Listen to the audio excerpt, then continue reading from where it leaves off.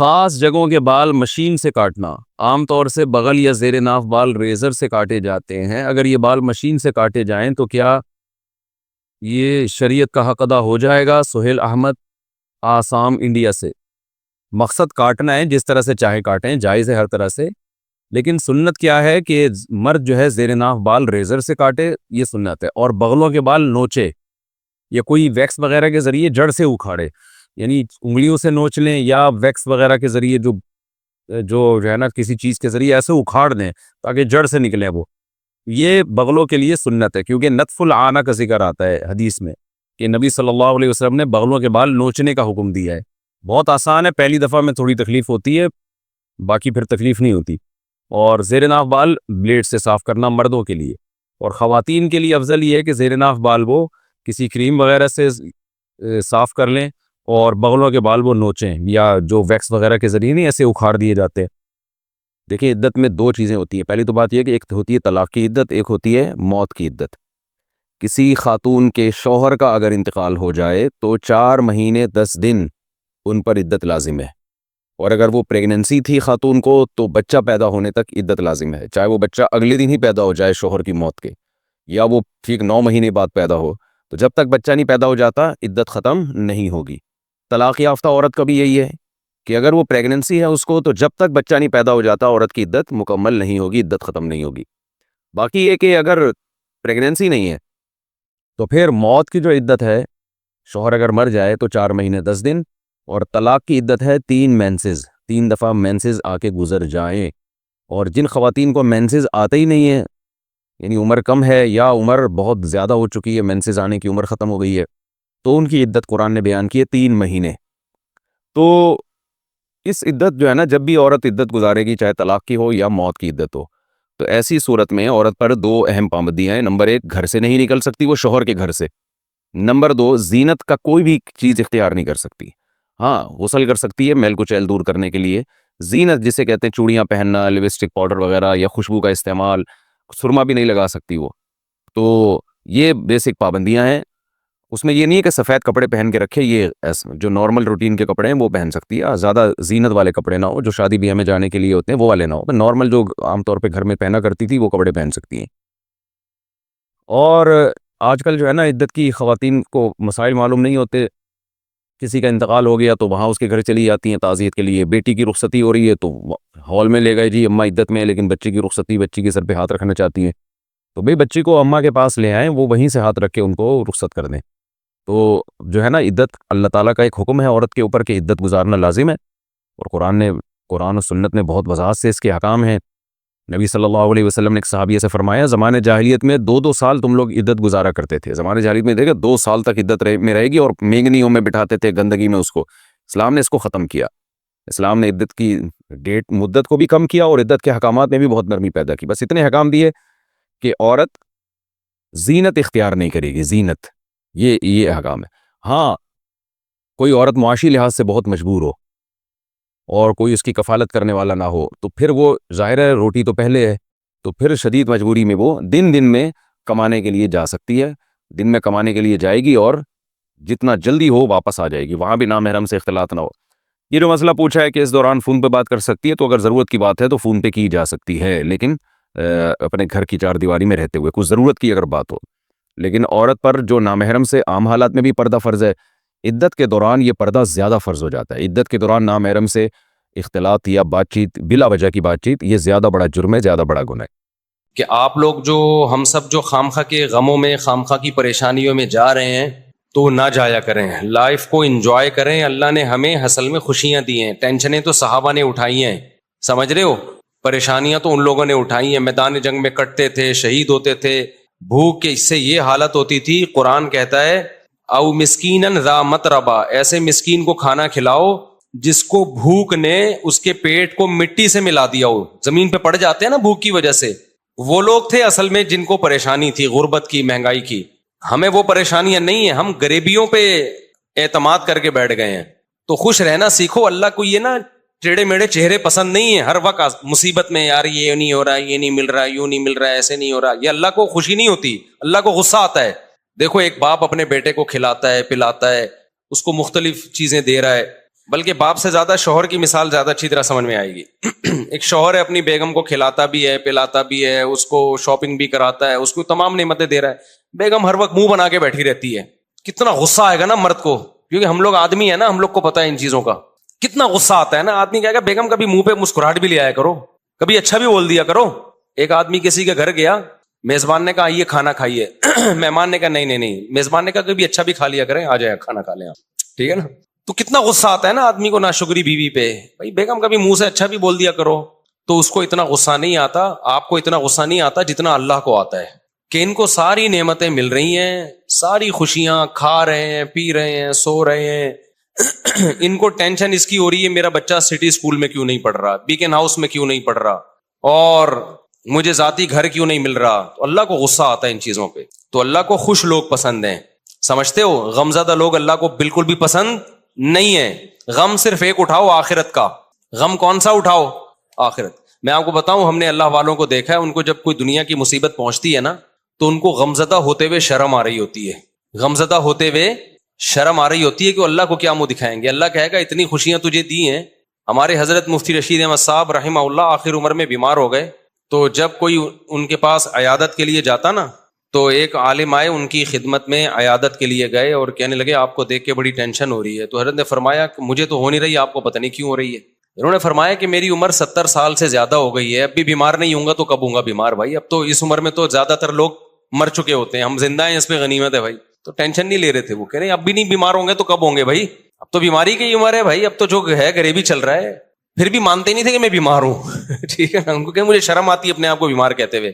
بلکہ حضرت تو یہاں تک فرمایا کرتے تھے اگر بیمار ہو نا, دوائیں چھپ کے کھایا کرو, دنیا کو نہ بتایا کرو میں بیمار ہوں, میں یہ ٹیبلٹ. آج کل دوائیں کھانا فیشن بن گیا ہے. جتنا بڑا آدمی ہوگا نا شوگر کی گولیاں کھا رہا ہوگا. یہ ایک فیشن ہے کہ سر جو ہے صبح یہ ٹیبلٹ لیتے ہیں, شام کو یہ ٹیبلٹ کھاتے ہیں. غریب آدمی ٹیبلٹ ویبلٹ بیچارہ وہ پاپے چائے میں ڈبو ڈبو کے کھا رہا ہوتا ہے. یہ مالداروں کے مسائل ہیں کہ سر آپ کی شوگر کہاں پہنچ چکی ہے. ٹھیک ہے نا, مالدار. جس کو شوگر نہیں ہے غریب آدمی ہے, اس کو شوگر ہی نہیں ہے. یہ تو فیشن ہے نا. تو حضرت فرمایا کرتے تھے کہ بیمار بھی ہونا دوائیں چھپ کے کھایا کرو, لوگوں کے سامنے اپنی کمزوریوں کو اور بیماریوں کو شو مت کرو. سمجھتے ہو؟ کہا کہ صحیح ہے, بس ہم ٹھیک ہیں, بہترین ہے. یہ کچھ زیادہ تقویٰ ہو جائے گا, آپ کھا لیں. ایسا نہ ہو شوگر ہو گئی, آپ چھپ کے کہیں جگہ نہیں مل رہی تو مر ہی گئے. اب جو دواؤں کا عادی ہو جاتا ہے وہ تو کیا چھپ کے کھائے گا, وہ تو کھلے عام کھاتا ہے. اچھا کچھ دوائیں نہیں ہیں, وہ کہلاتی ہیں دوائیں. جیسے ملٹی وٹامن گولیاں, یہ کوئی دوائیں نہیں ہیں. اگر یہ کوئی کھا رہا ہے تو یہ کوئی دواؤں کی فہرست میں یہ چیزیں نہیں آتی ہیں. تو لیکن جو بیماریاں ہیں نا, جس کو لوگوں نے بیماریاں سمجھ رکھے ہیں, ان کو بیماریاں سمجھ لیا ہے, تو کوشش یہی کرو بھائی ہم صحت مند ہیں, ہم سب ٹھیک. سب کیا چل رہا ہے؟ اوکے کی رپورٹ چل رہی ہے. جب کوئی پوچھا کرے کیا حالات ہیں, بولو سب اوکے کی رپورٹ ہے. رپورٹ کا لفظ میں اس لیے استعمال کرتا ہوں کہ رپورٹوں پہ لوگوں کو یقین ہوتا ہے.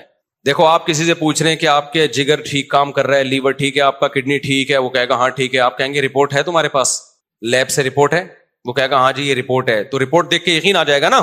تو صرف یہ نہیں بتایا کرو میں خیریت سے ہوں, آپ بولو میرے پاس خیریت کی باقاعدہ رپورٹ ہے. ٹھیک ہے. تو میں جب بھی کسی سے خیریت پوچھتا ہوں, میرے دوستوں کو پتا ہے کہ میں یہ نہیں پوچھتا آپ خیریت سے ہیں, میں کہتا ہوں سب اوکے کی رپورٹ ہے. وہ آگے سے جواب میں کہتے ہیں رپورٹ کیا ہے؟ اوکے کی. اس کا مطلب واقعی اوکے ہے, باقاعدہ رپورٹ ہے اس کے پاس. تو اللہ کا شکر ہے ہمارے پاس بھی رپورٹ کیا ہے؟ اوکے کی رپورٹ ہے. جب بھی کوئی مجھ سے, اور اللہ اوکے کی رپورٹ ہی رکھے بھائی, زیادہ شو بازیوں میں بھی نقصان ہوتا ہے. تو اللہ اوکے کی رپورٹ ہی رکھے, خوش ہی رکھے اللہ تعالی ہم سب کو. اچھا مجھے لوگ اب نا تانے دینا شروع کر دیے لوگوں نے. پہلے جب میں بیان کرتا تھا نا اوکے کی رپورٹ ہے, 4 شادیاں 3 شادیاں, لوگ ایسے سنتے تھے ماشاءاللہ کتنا اچھا بیان. اب پتہ ہے کیا ہے, ابے اوکے کی رپورٹ تو ہوگی نا جب ریوو میں گھوم رہے ہیں. ہاں جب پیسہ آ رہا ہے تو رپورٹیں کیا ہوں گی؟ اوکے کی ہوں گی نا. یہ جو کھلکھلا رہے ہیں ممبر پہ, یہ اس کے پیچھے کیا ہے؟ پیسہ ہے. تو میں کہتا ہوں کہ ہم تو اللہ کا شکر ہے خوشی ہیں الحمدللہ, ہمیشہ سے اللہ نے خوشی رکھا ہے. ہماری ضرورتیں اتنی محدود ہیں اور اللہ خوشی رکھے ہمیں. لیکن لوگ نا کسی حال میں الحمدللہ خوش نہیں ہے. ان کو یہ ہے کہ پہلے پھٹ پٹی پہ گھوم رہے تھے اس کی ٹینشن, اب ریوو میں گھوم رہے ہیں تو اس کی بھی ٹینشن یہ لوگ لے رہے ہیں. تو یہ آپ کی ٹینشنیں ہیں, آپ جتنی چاہو بڑھا لو.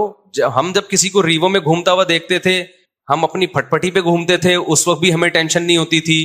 سمجھ رہے ہیں نا. اور جب ہم ریوو میں آ رہے ہیں تو بھی ہمیں ٹینشن نہیں ہو رہی. آپ کو पहले भी टेंशन थी कि मुफ्ती साहब फटफटी में घूमते हैं और बातें 4-4 शादियों की करते हैं। मेरी फटफटी बाइक देखी है आप लोगों ने? ऐसी ऐसी बाइकें मैंने रखी है ना जिनके मॉडल ही खत्म हो चुके हैं, यानी मार्केट में भी नहीं मिलती। मैंने रखी है होंडा 110, कभी नाम सुना? होंडा 110, रोजाना सुबह बाइक की बात कर रहा हूं, धक्का लगता था उसको। हम उस वक्त इससे ज्यादा खुश थे जितने अब हैं। मेरा जो बचपन से मेरे साथ है ना, वो मुझे ज्यादा जानते हैं, वो मुझे बहुत अच्छी तरह जानते हैं। हमेशा मेरी बातें करोड़ों की रही हैं और दुकान मेरे पास पकौड़ों की रही है। अल्लाह का शुक्र है, मेरे साथ जो मेरे बचपन के दोस्त हैं वो जानते हैं पैसों की तो हमारे कभी बात ही नहीं की हमने, ना पैसा कमाने की कभी फिक्र की है। तो फिर हमने गाड़ी जब मैंने खरीदी ना FX, पुराना मॉडल जिसकी छत पिचकी हुई थी, 40,000 किस्तों पे मैंने गाड़ी ली थी। 40,000 किस्तों पे, 3,000 मंथली किस्त थी। लोग कहते थे इतनी सस्ती किस्तों पे कहां से मिल गई। जब गाड़ी देख के कहते थे मुफ्ती साहब किसी ने आपको चूना लगा दिया है, यानी इस पे भी महंगी है। उसी में हम रिश्ते लेने जा रहे होते थे तीसरी शादी के। इसको कहते हैं दुकान पकोड़ों की और बातें करो। खुशी खुशी जाते थे, खुशी खुशी। उसी गाड़ी को देख के रिश्ते रिजेक्ट भी होते थे, ठीक है ना। फिर भी हम अब से ज्यादा खुश थे अल्हम्दुलिल्लाह। अब से जितने अब खुश हैं इससे ज्यादा खुश थे। तो ना हम FX में हम परेशान थे। मैं तो इस पे खुश हो रहा था, यार हमारी औकात तो FX की भी नहीं है। 40,000 किस्तों पे मंथली वो खरीदी क्यों मैंने? मेरे पास सोहराब मोटरसाइकिल थी। सोहराब का नाम सुना है? अच्छा, असल में मेरे पास थी GTO 125। मेरे वालिद साहब का जब इंतकाल हुआ ना, पैसे मिले, हमने कहा अब गाड़ी हल्की नहीं रखे। हमारे शौक हमेशा से बादशाहों वाले रहे हैं। उस वक्त कराची में GTO 125 कावासाकी से बेहतर कोई बाइक नहीं होती थी। जो कराची के लोग हैं वो जानते हैं, सबसे लग्जरी बाइक यही थी। तो मैंने वो खरीदी थी और उसको मैंने 20,000 किलोमीटर तक चलाया होगा कम से कम, क्योंकि 70 किलोमीटर तो जामिया रशीद आने जाने की ड्राइव थी मेरी नेवल कॉलोनी से। ऐसी लग्जरी बाइक हमने रखी हुई थी। पैसा बचाते नहीं थे हम, उसकी टंकी में ही जो भरने में पैसा लगता था। तो हमने हमेशा से सोचा क्या है, ऊपर ही का सोचा है। जिसको बचाने की फिक्र होती है ना, वो मालदार बनने का शौक होता है, वो टेंशन लेता है। हमें मालदार बनने का शौक शुरू से अल्हम्दुलिल्लाह था ही नहीं। हमने कहा जो है यार एंजॉय करो लाइफ को, बीवियां भी रखो, बाइकें भी रखो, ठीक है ना, और खाओ भी अच्छा। 3 चीजें हमेशा से खानदानी रखने की कोशिश की है मैंने। एक, शादी पे खर्च करो। दूसरा, खुराक हमेशा टाइट है मेरी, ऐसी खानदानी खुराक हमें। भाई जबान की लज्जत जो है इसका कोई ऑल्टरनेट नहीं है। खुराक पे कंप्रोमाइज ही नहीं किया, हमेशा अच्छा खाया है अल्हम्दुलिल्लाह। मैं खाता था ना मदरसे में, जो तलबा समझते थे बड़ा ही लैंडलॉर्ड है, कोई कर्जे मांग रहे होते थे मुझसे, कर्जे। और जिस वक्त जिस चीज का दिल चाहा खा लिया। जितने पैसे हैं ना खा लो बस, ठीक है ना, बचाने के क्या करना है यार। तो हमने बाइक रखी हुई थी, जब मैं पेट्रोल डालता था उसमें टैंकी भरने में टाइम लगता था, लोग देते पता नहीं कौन लैंडलॉर्ड है ये। हालांकि बस वो पेट्रोल ही के टोटल पैसे हैं, अब खत्म, बचाया कुछ नहीं, क्योंकि हमें मालदार बनने का बिल्कुल भी शौक नहीं था। उसी तरह फिर क्या हुआ है कि जब वो अब्बा की विरासत मिली, हमने GTO 125 खरीदी और पैसे कारोबार में लगा दिए कि चलो जी मंथली अर्निंग होगी। वो मैंने वाकया कई बार सुना है, सारे पैसे कारोबार में डूब गए। लोग अल्हम्दुलिल्लाह जिस जिसको देता गया वो लेके भागते रहे अल्हम्दुलिल्लाह। उसके फिर मुझे नतीजा ये निकला कि पराठे मैं छोड़ नहीं सकता था, तो बाइक मुझे बेचनी पड़ गई है। समझ में आ रही है बात? अब खुराक में और बाइक में जब टकराव होगा तो बाइक को कुर्बान कर दो, खुराक को कुर्बान मत करो। अच्छा, बच्चे भी थे घर में, उनके भी खर्चे थे। बाइक बेच के हमने सस्ती बाइक खरीदी, सोहराब। अब पता नहीं आती है, इतवार बाजार नहीं, वैसे पुरानी। अब जब हमने सस्ती बाइक खरीदी उसको लेके हम भी घूमते थे। हमारे दोस्त अहबाब भी, मुफ्ती साहब बाइक चाहिए, थोड़ी देर के लिए मिल जाएगी, ले जा भाई तू, सस्ती बाइक है, जो चाहे ले जाए इसको। वो क्या हुआ, उसका लॉक ही नहीं था, इतनी सस्ती थी, तो वो भी चोरी हो गई अल्लाह के फजल से। एक दिन मस्जिद में कोई नमाजी भाई आए, उन्होंने देखा कि ये लावारिस बाइक है और इग्निशन इसका लॉक ही नहीं होता, तो वो ले गए अल्लाह के फजल से। नमाज उन्होंने पढ़ी, उन्होंने कहा अगली नमाज में ये गुनाह माफ हो जाएगा। मैं जब आया तो बाइक ही नहीं है। अब मैंने कहा यार अब मैं गाड़ी खरीदूंगा। दुकान पकोड़ों की बातें कौन सी, ये मैं वाकयात आपको मोटिवेट करने के लिए सुना रहा हूं। और जो लोग मुझ पे ताने करते हैं ना, अब रीवो वीवो में घूम रहा है तो बातें तो करेगा ऐसी, तो ये मोटिवेट कर रहा हूं मैं। हर आदमी का अपना स्टाइल होता है ना मोटिवेट करने का। तो मैंने कहा अब सोहराब चली गई है, अब हम क्या लेंगे, गाड़ी ही लेंगे। 4 पहियों पे आएंगे भाई, बाइकें बहुत हो गई। अब 4 पहियों पे आए कहां से? 25,000 की सोहराब खरीदी थी, वो भी चोरी हो गई। तो अब हम क्या करेंगे भाई? फिर हमने क्या किया, मैंने कहा कि एक दोस्त से, भाई ये जो इशारा कर रहे हैं बैठ जाए ना, जो खड़े ना हो, تو میں نے کیا کیا, میں نے کہا کہ اب میں گاڑی خریدوں گا. گاڑی کہیں مل نہیں رہی تھی تو پھر ایک شاگرد کے پاس سے 40,000 قسطوں پہ مل گئی گاڑی FX. چاروں ٹائر اس کے پنچر تھے, چھت اس کی نیچے پچکی ہوئی تھی. ہم وہ جنازہ اٹھا کے لے آئے گھر پہ. تو اب میں مسجد کا امام ہوں تو بہت سارے مریدین نے مل کے نا ٹھک ٹھک ٹھک اس کو بنانا شروع کر دیا. پیسے نہیں لگائے, یوں کیا, چھت اوپر ہو گئی اس کی. FX میں یہ بڑی بات ہے کہ ڈینٹنگ پینٹنگ کا زیادہ ہاتھ سے ہی ڈینٹنگ پینٹنگ کا کام ہو جاتا ہے اس میں. تو بہرحال ہمیں اس کی خوشی تھی کہ گاڑی آ گئی ہمارے پاس, رشتے مانگنے میں آسانی ہو گئی ہمیں. تو اس میں تھوڑے تھوڑے تھوڑے تھوڑے تھوڑے تھوڑے پیسے لگا کے میں نے کیا کیا, بالآخر اب میں نے کہا یہ بہت بہت کام نکال رہی تھی وہ. میں نے کہا جیسے کسی نے مجھے پہنائی ہے تو اب یہ کسی اور کو پہنا دو. آپ یہی حل ہوتا ہے پرانی چیزوں کا. بیوی کے علاوہ جتنی بھی پرانی چیزیں آپ اب کیا کر دو, دوسرے کو پہنا دو. میں نے کہا بہت تھک گیا ہوں اس پہ, سارے پیسے اسی میں لگ رہے تھے. تو ہم اتوار بازار گئے, وہ 80,000 میں پہنا دی ہم نے. اتنا اس پہ تھوڑا تھوڑا کر کے لگ چکا تھا کہ مجھے اس کے 80,000 مل گئے. بڑی بات تھی اس زمانے میں 80,000. برکت دیکھو نا کیسی ہوتی ہے. ہم نے کیا کیا, اب آپ کی طرح یہ نہیں کہ بچوں کو سٹی اور بیکن ہاؤس میں پڑھانا ہے یا بچے روکنے, ہم نے پیدا ہی نہیں ہونے دینا. اس وقت بچے تھے چھوٹے, ابھی ان کی تعلیم کا خرچہ نہیں تھا, بہت چھوٹے بچے تھے میرے اس وقت, خوراک پوری ہو رہی تھی ان کی. جب بڑے ہوں گے, اسکول کا ٹائم آئے گا, اس وقت سوچیں گے. یہ ابھی تھوڑی سوچنے کی چیزیں ہیں. ہم خود بھی تو کسی کے بچے ہیں نا. ابھی میں اپنے والد صاحب کے بچوں کا سوچ رہا تھا, یعنی میں اپنا. تو ہوا یہ کہ ہم نے وہ خرید لی, آپ کی اللہ بھلا کرے, شیراڈ لے لی میں نے, 1.5 لاکھ کی ملی. 80 کیش دیے اور 5,000 قسطیں وہ محلے میں کہیں سے مل گئے. ہم آ گئے کس پہ, شیراڈ پہ. تو شیراڈ میں گھوم رہے ہیں بھائی, اس پہ خوش ہو رہے ہیں. یار ہماری اوقات تو سہراب کی بھی نہیں تھی, اللہ نے کیا دلا دی. شکر کی توفیق مل رہی تھی نا, مجھے شکر کی توفیق مل رہی تھی. لوگ میں کہتے یار میری اوقات تو نہیں ہے, ہم تو مولوی لوگ ہیں, ہماری تنخواہیں دیکھو, جذبے دیکھو ہمارے. تو یہ گاڑی مل, میں تو اس پہ واقعی بہت خوش ہوتا تھا. ایک دفعہ میں گاڑی لے کر گیا ہوں, کسی بڑے جلسے میں میرا خطاب تھا, لوگ لینڈ کروزر میں بڑی بڑی گاڑیوں میں آ رہے تھے, میری بھی بڑا استقبال ہوا. میں گیا, ہمارے دوستوں نے کہا مفتی صاحب FX میں نہیں بیٹھنا, جا کے آپ کی پرسنالٹی پہ یہ FX سوٹ نہیں کر رہی ہے, کیونکہ یہاں بڑے بڑے علماء آئے ہیں بڑی بڑی گاڑیوں میں. میں نے کہا ایسی کی تیسی بھائی, ہم کس میں بیٹھیں گے, اپنی FX میں. تو اللہ نے بے عزتی لکھی ہوئی تھی, جب میں بیٹھا ہوں تو چلی بھی نہیں رہی تھی. 6 آدمیوں نے دھکا لگایا اس کو, یعنی وہ جتنی عزت بچانا دوست چاہ رہے تھے نا, تو وہ, اور ہم نے انجوائے کیا. ہم نے کہا بھائی ان چیزوں میں عزت ذلت بولو نا, نہیں ان چیزوں کیا ہوتا. ہمارا مقصد تھا بیان کرنا. بیان اگر اچھا ہو گیا تو ٹھیک ہے, میں گدھے پہ جاؤں, میں گھوڑے پہ جاؤں, میں سائیکل پہ جاؤں, میں FX میں جاؤں. میں آپ کو اس لیے یہ سارے واقعات شو مارنے کے نہیں بتا رہا. خامخواہ کی ٹینشنیں کیوں پالی ہوئی ہیں بھائی تم لوگوں نے, بلا وجہ اپنا معیار اتنا اونچا کیوں رکھا ہوا ہے. وہ معیار نہیں ملتا تو ٹینشن میں جاتے ہو. پھر ہم تو یہ سوچ رہے تھے یار ہماری اوقات موٹر سائیکل کی نہیں ہے, اللہ نے 125 دلا دی GTO. ہماری اوقات تو 125 کی نہیں, اللہ نے FX دلا دی. ہماری اوقات تو FX کی ہے, اللہ نے شیراڈ دلا دی. نہیں یاری بات سمجھ میں, ہم شیراڈ میں گھوم رہے ہیں بھائی, بڑا انجوائے کر رہے ہیں. وہ شیراڈ بھی گئی, کیسے گئی, بڑا دکھ بھلا واقعہ ہے. مجھے ایک فراڈی مل گیا, بس فراڈی بہت ملے ہیں. وہ شیراڈ, اس میں ایک آخری جو دھچکا لگنا تھا نا مجھے, شیراڈ بک گئی میری. اب جب شیراڈ گئی تو ہم پھر روڈ پہ آ گئے. ٹھیک ہے نا, تو میں پھر یہاں سے بسوں میں جاتا تھا. W11, اب میں اس وقت مشہور ہو چکا تھا, تو مجھے W11 میں لوگ پہچاننے لگے تھے. مفتی صاحب آپ بس میں, 2 منٹ کی چرنگی ہے نا یہاں پہ, مجھے اچھی طرح یاد ہے. میں آ رہا تھا وہاں اترنے, یار آپ بس میں, تو میں کہا بھائی میرے بس میں ہی جانا رہ گیا ہے ابھی, اس کے علاوہ میرے بس میں ہے نہیں. تو میں خوش تھا اس پہ, اور اللہ کی قسم خوش تھا, اوپر سے نہیں کہ میں وہ کر رہا ہوں, میں بہت خوش تھا الحمدللہ کہ یار میری ضرورت تو اس کی بھی نہیں ہے, اللہ مجھے بس کا کرایہ تو ہے نا, ورنہ بہت سے لوگ تو بس کا کرایہ نہیں ہوتا. جذبے اسی طرح, رشتے نہیں, گلگت جا رہا ہوں رشتوں کے لیے.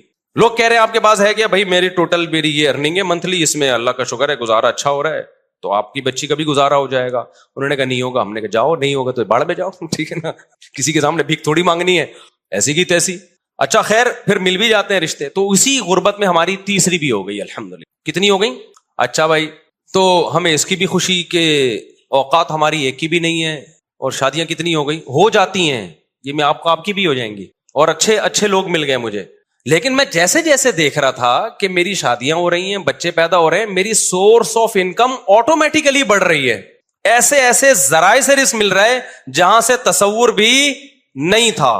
ایسے ذرائع سے رزق مل رہا ہے جہاں سے تصور بھی نہیں ہے. اب میں ان کو واقعات سناؤں, آپ کے ہوش اڑ جائیں گے. کیسے ذرائع سے ضرورتیں پوری ہو رہی ہیں, اسٹاک کچھ بھی نہیں ہو رہا, ایک دھیلا بھی جمع نہیں ہو رہا ہے, لیکن مجھے فکر نہیں ہے کہ کل کہاں سے کھاؤں گا, کل کہاں سے, اگلے مہینے. بھائی جب اب تک اللہ نے رکھا ہوا ہے نا, تو آگے بھی ہو جائے گا.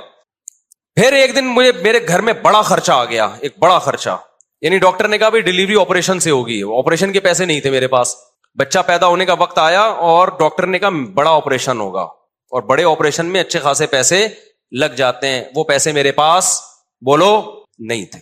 سمجھتے ہو کہ نہیں سمجھتے؟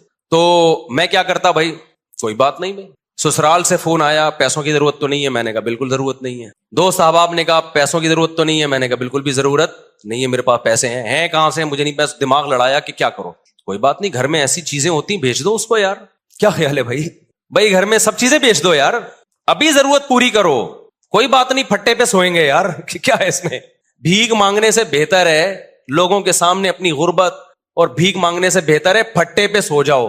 صبح رات کی بچی بھی, میں ایسے علماء کو جانتا تھا جن کی 2 بیویاں تھیں, سوکھی روٹی صبح قہوے میں ڈبو کے کھا رہے تھے وہ, نہیں یہی بات میرا خیال ہے سمجھ میں, ایسے غریب لوگ بھی میرے علم میں ہیں. تو ہم نے کہا یار ہم بھی کس پہ آ جائیں گے. تو اب میں نے غور لڑایا تو مجھے ایک بکری نظر آئی اپنی, ایک اضافی, میں اس کے پاس گیا, اس سے میں نے معذرت کی.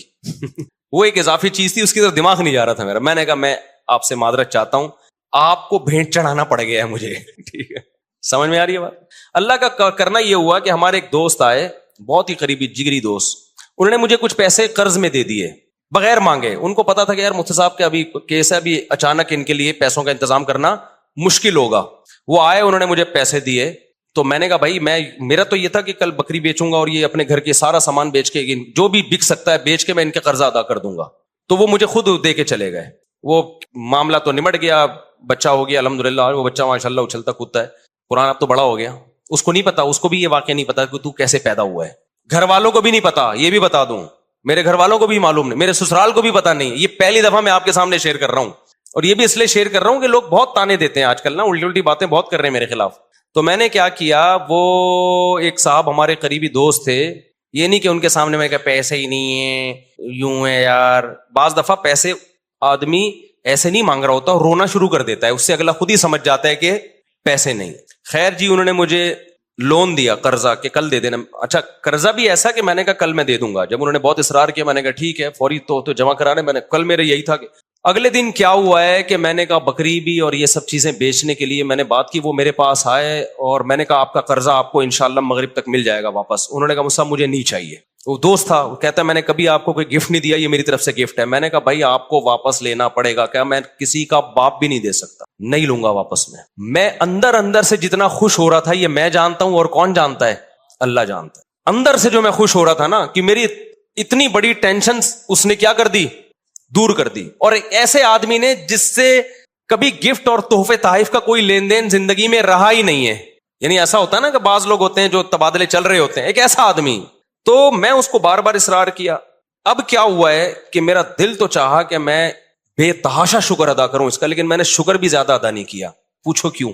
اگر میں اپنی خوشی کا اظہار کرتا نا اس کے سامنے کہ میں بہت خوش ہوں, اس کے ذہن میں یہ بات آتی کہ یہ بیچارہ بہت غریب ہے تبھی اتنا خوش ہو رہا ہے, ورنہ اتنی رقم پہ کوئی اتنا زیادہ خوش بولتے کیوں نہیں ہے. میں سمجھا پا رہا ہوں اپنی بات. نارملی شکریہ ادا کیا میں نے, دعائیں بہت کی پھر اس کے لیے.